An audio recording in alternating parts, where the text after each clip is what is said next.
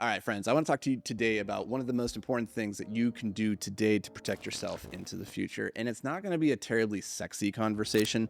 And it's not something that most entrepreneurs want to think about, especially in the beginning of your entrepreneurial journey, because it seems so far away, so down the road that you would ever have to worry about something like asset protection. But I want to share with you just a really good piece of, it wasn't even advice. It was just something that my dad said to me at the beginning of my entrepreneurial journey, which put me in the right frame of mind to lay the foundation at that time that has protected me to this day. And I'll tell you a little bit about that in a second. But effectively, when I started my first business, I had come from living in a van. I had a lot of debt. I didn't have like any financial acumen. I didn't understand how the world really worked. I'd been on that treadmill of life that says you go to school, you get a job, you work your way up the ladder, do all that stuff. And it just really wasn't working out for me. And I didn't have much to show for my life at that point. But then I met a guy. He introduced me to the world of entrepreneurship, to the world of starting a business. And it was amazing. And it never even crossed my mind that business was a potentially risky thing, because at that point I was living in a van, like $80,000 in debt. I had lived the riskiest life of all at that point. And so I was like, yeah, this can't be any worse than this situation.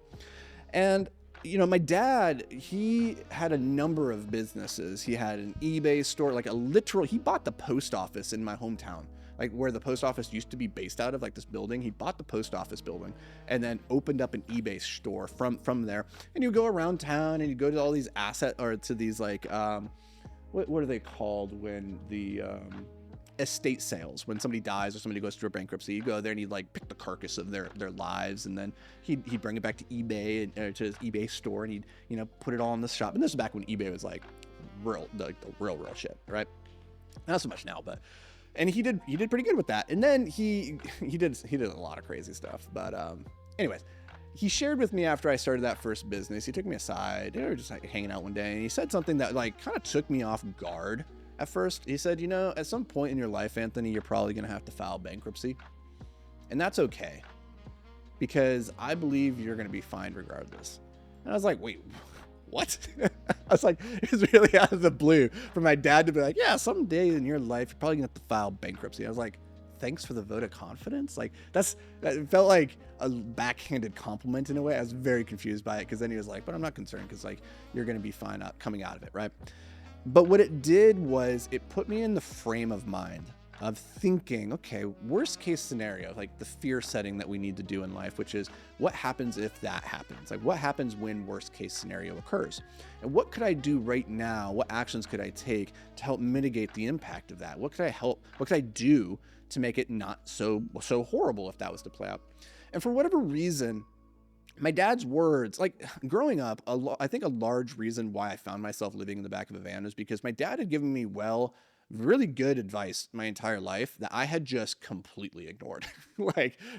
It's almost comical how obstinate and how, I don't know, contrarian I am. When he would tell me something, I would do almost the exact opposite, and it had not served me well. But on that one occasion, when he had said that, it got me thinking, okay, well, if he thinks that about me, he's both very supportive of this journey that I'm on, but also he's warning me right now that could be a future world. So what can I do right now to protect against that?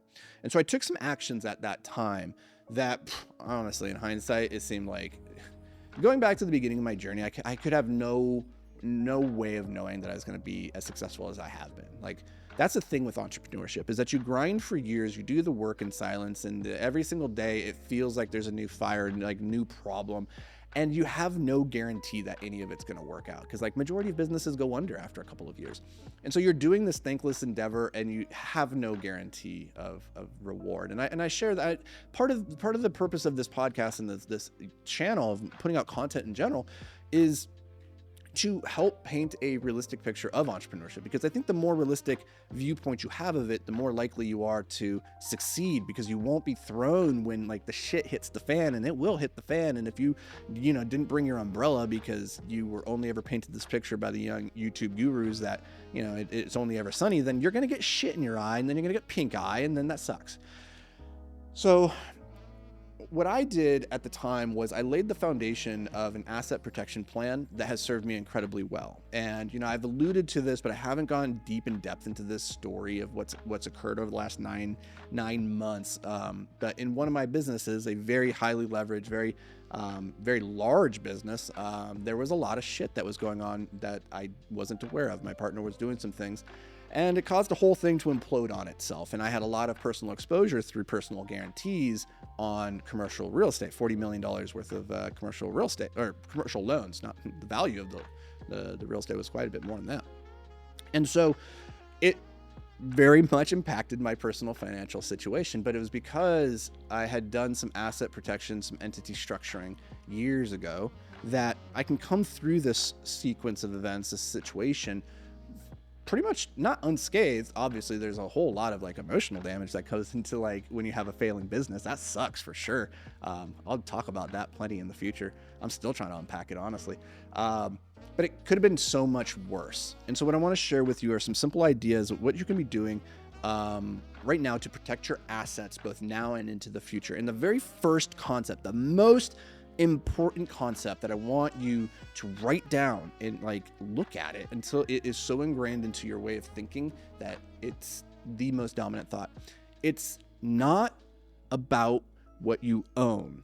It's about what you control. It's not about what you own. It's about what you control. This is some of the best advice. My dad told me this when I was young, and I did not understand it. I did not understand it fully at the time. So I do not expect that you're going to hear those words for the first time and go, yep, okay. But here's the idea.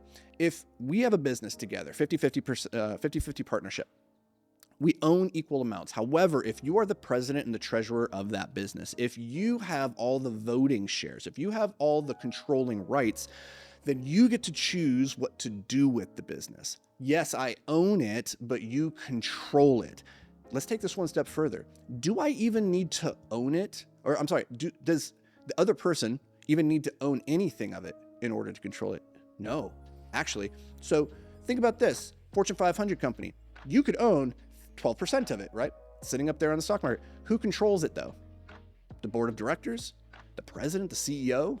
Right? It's not you, the owner. Yes, you have voting rights, but day to day, you don't control it. Let's take this a step further. Who's the most powerful man in the world? Usually we would say the president of the United States. Why is that? Is it because he owns the most stuff? It's because he controls the most stuff. He controls the most powerful military in the world. He controls, maybe not really controls the economy, but he has a big impact on it, right? He doesn't own it, but he controls it, and that makes him powerful. And so when you're thinking, number one, about your partnerships, your relationships, don't just care about who owns what. Ask yourself who actually has the control here. That one burned me really, really bad in this partnership, in this endeavor that went to the ground. However, that idea served me incredibly well when it came to asset protection. And this is the idea, is that when you're setting up your asset protection fortress, your financial fortress, it's not about what you own, it's about what you can control, which is the idea of having a trust, of having different operating and holding companies. And the way that I recommend doing this, and this is not financial advice by any means, you're going to want to talk to an estate lawyer, somebody who can help you structure this stuff. But it's very smart to do it well before you ever need to, because when it comes to a bankruptcy, they look back, 2 to 4 to 6 years. And so if you start that now and you don't really think about it for the next 10 years, and you have to go through something like this, then you're going to be okay, right? But the time to do it is before you need it, well before you need it. So what I like to do, and what I would recommend, is that you have separate functions for all the different businesses or different areas of your entrepreneurial life. And so that means having an operating company that is held or owned by a holding company. Now you own the holding company, or better is you are the owner. We're going to get into some terms here. You want to set up a trust, and there's all sorts of different trusts. I'm not going to get into the details of what kind of trust that you have, but you want to set up a trust, and you would preferably not be the trustee of the trust, but the beneficiary of the trust. The difference there is if you're the trustee, you're in control, you're in devoting, you kind of own it. You want to blur your lines of ownership as much as possible, because if you don't own it, they can't take it from you. If you control it, it's not really yours, right? So that's the idea. That's not technically how it works. But the idea here is you set up your trust, and then underneath of that trust, you have all the different entities that you control, right? So you have your holding company, and your holding company is the thing that actually owns your operating company. So the way this might work is, let's say you have a digital design agency. Let's call it Awesome Digis, right? Awesome Digis LLC. This is where you do your contracting work with, your clients, and they pay into there, right? Now, Awesome Digi LLC is owned by your holdco. Let's call that just holdco LLC, right? Now, what happens here is your holdco is what your trust owns, or you own, and it's all owned in like this kind of cascade waterfall. The way that you would get paid is from the holdco as a management fee, let's say. So down here, Digi LLC, it does its work, it collects its invoice, the money comes in, and then every month it pays a management fee to the holdco. The holdco then takes that management fee and distributes it to you as an owner or as an employee as salary or as an owner's distribution, right? So now there's levels of protection between your holdco, between your operating company, and between yourself. So now if somebody, they come after you, they're like, what do you got? And you're like, well, I'm an employee of this company, right? I'm the beneficiary of this trust, and I collect this salary over here, but that's about it. So all of the assets, the value that's really baked down here into Digi LLC, they can't touch it. It's off limits, right? Now you could go one level further. If you have really valuable IP, like a media business, a book, or anything like that, you could have an IP LLC that leases that IP over to Digi LLC, or leases it over to the holdco, which then leases it back.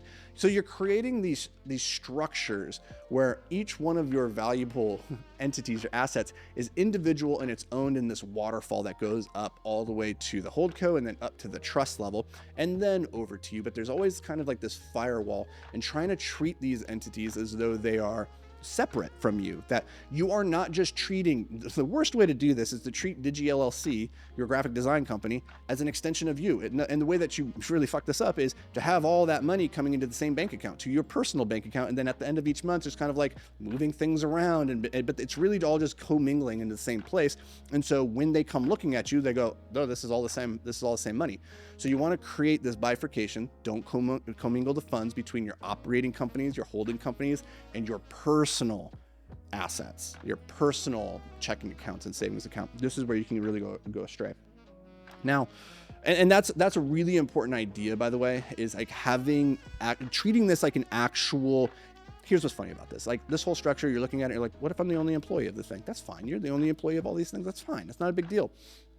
But you need to treat it like this is a real entity. Like have contracts with yourself, between yourself at these different entities. Sign it as the governor of the holdco and as the president or operating whatever of the operating company, right?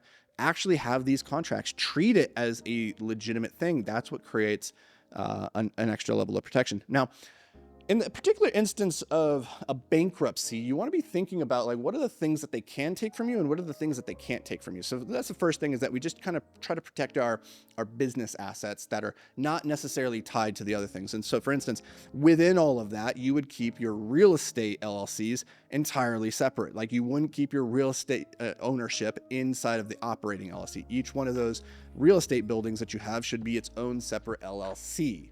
Right? So that any one of those has any exposure, any liability, somebody slips and falls, gets hurt, or the thing goes under, it doesn't create a cascading domino effect to everything else. So keep that all separate. Now, what you can do, and you should be thinking about this, is what are the things that I could start investing into right now that, regardless of market conditions, regardless of if my business goes to zero in the future and I have to hit the hard reset button and start all over, what are the things that they can't take from you?